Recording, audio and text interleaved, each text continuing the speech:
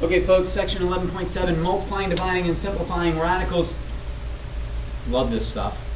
Love this stuff. Remember, guys, 4t is equal to 4 times t. I mean, that's what it's saying. I can just write a number right next to the letter, and I know it means multiply. Because there's no way that I'm going to confuse the number 4 with the letter t.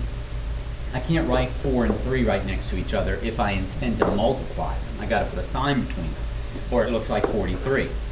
Okay? But same thing with radicals. 4 times the square root of 18, that's just 4 written right next to root 18. They don't put a sign between it. So we need to remember that when we're working here today. Okay? Now, before I get started on example number 1, I want to remind you of something, an idea called the commutative property of multiplication, and I'm going to abbreviate multiplication there. Okay? What that means is when I'm multiplying numbers, I can rearrange them and multiply them and still get the same answer. So 3 times 4 times 5 is the same as 3 times 5 times 4. Right?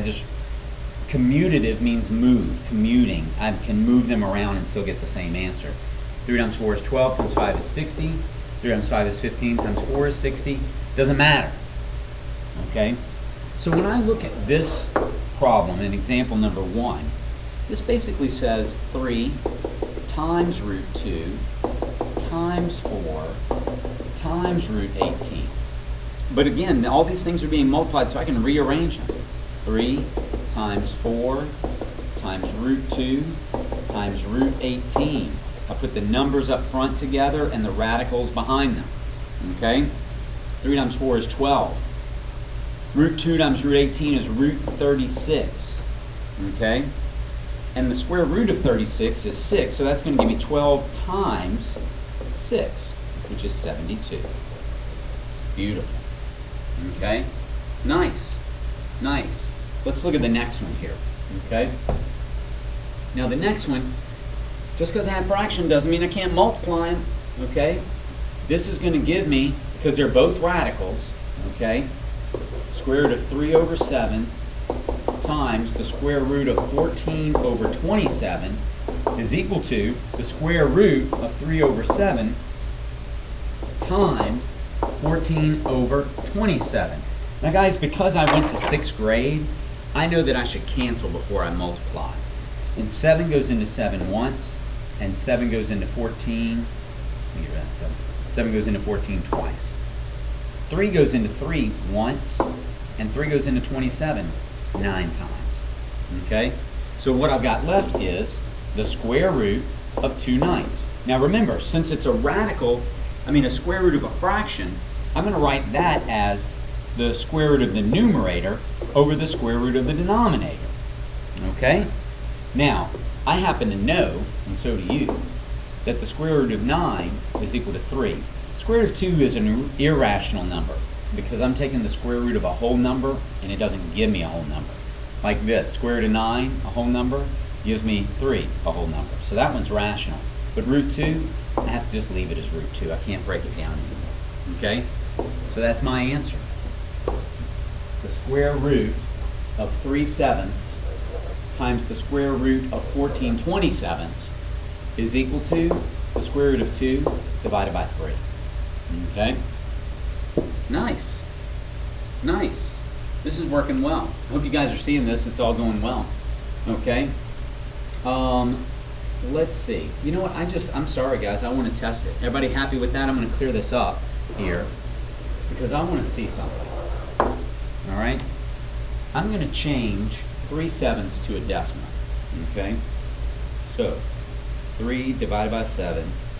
Okay, so that's going to give me the square root of 0.4285714229. So that's rounding to the nearest, I don't know, 9 places, okay? Times the square root of what's 14 divided by 27. 0.51851851. Okay, so it looks like it's repeating there. 5185185119. They just rounded it. Okay. Now let's find the square root of this stuff. This first one here, square root, I know you're loving this, but too bad. I feel like doing it. 4, 2, 8, 5, 7, 1, 4, 2, 9 is equal to 0.654653,671 times, all right, the square root of that. Let's see what the square root of that is. The square root of 0.518518519, they're rounded, remember, okay, is equal to 0.7200823. Now let's multiply that by this number, all right, 0.654653,671, and I'm going to get 0.4714044521. All right, that's what I got. Now, the square root of 2, okay, is equal to 1, or approximate 1.414213562. And we're dividing that by 3. If I divide that by 3, here's what I'm going to get. Calculator tells me I get 0.4714044521. Oh, nice.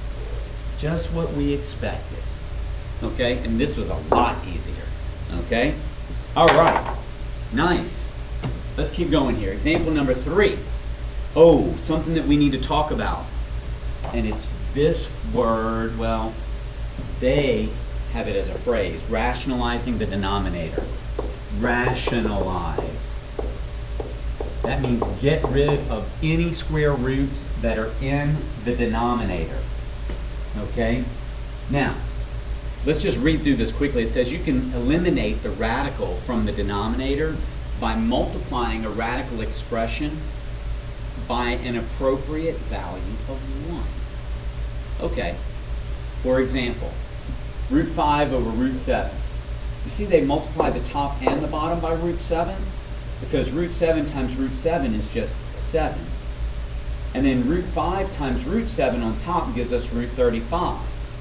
And now there's no radical, there's no square root sign in the denominator. We like that. That helps us get common denominators when we're adding these things.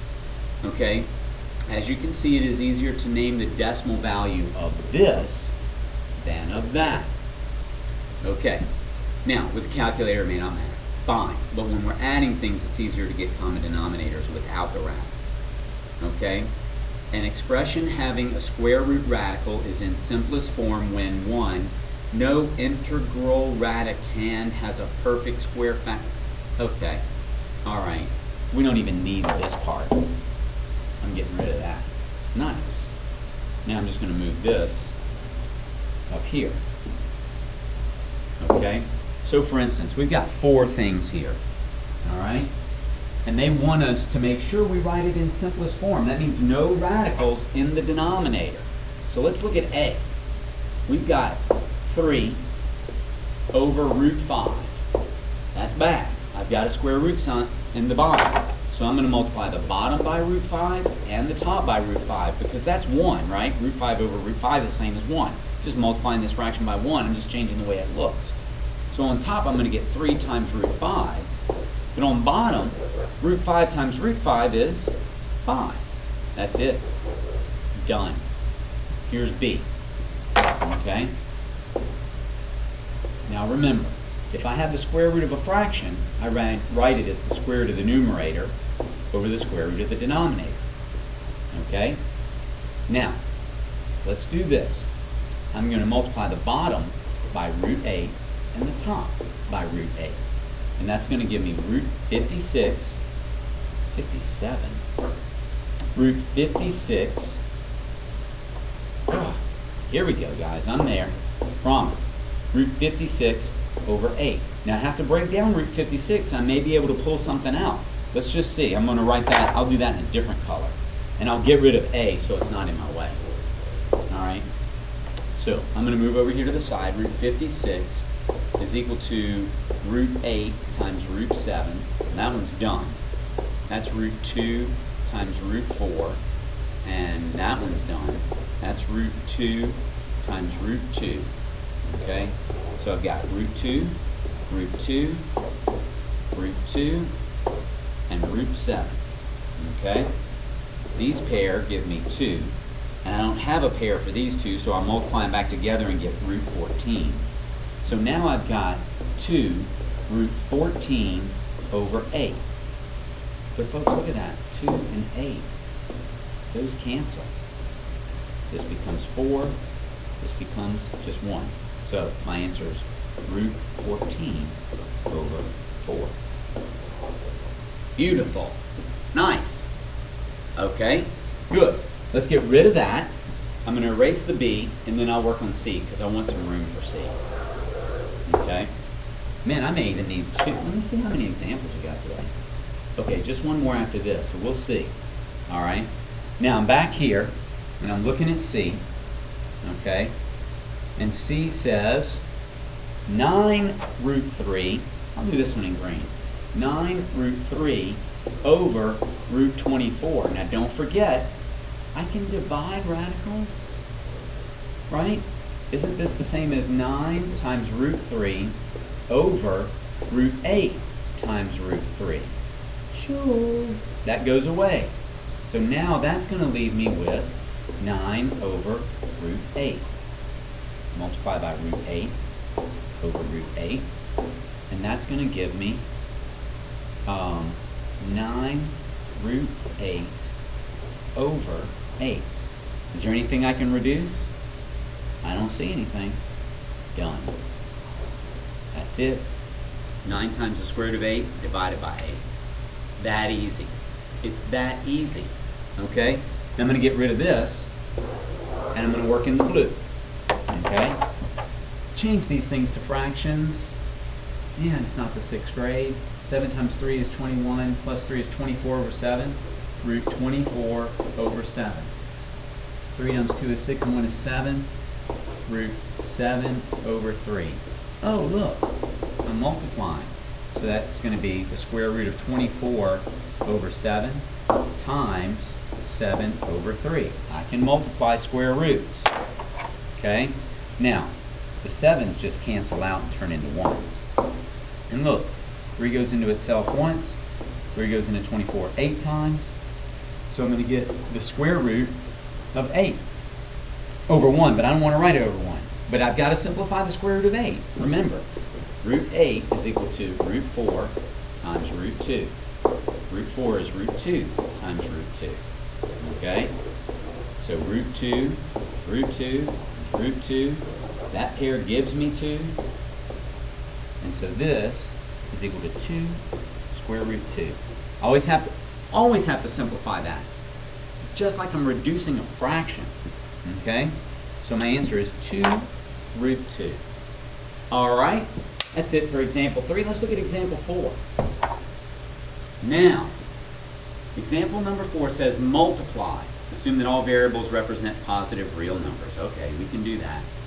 Remember, this is just like we were doing that problem in example 1. Multiply the numbers, right? 3 times negative 2 is negative 6. And then multiply the radicals, okay? So I'm going to have square root a times a squared, b squared. Oh, look at that.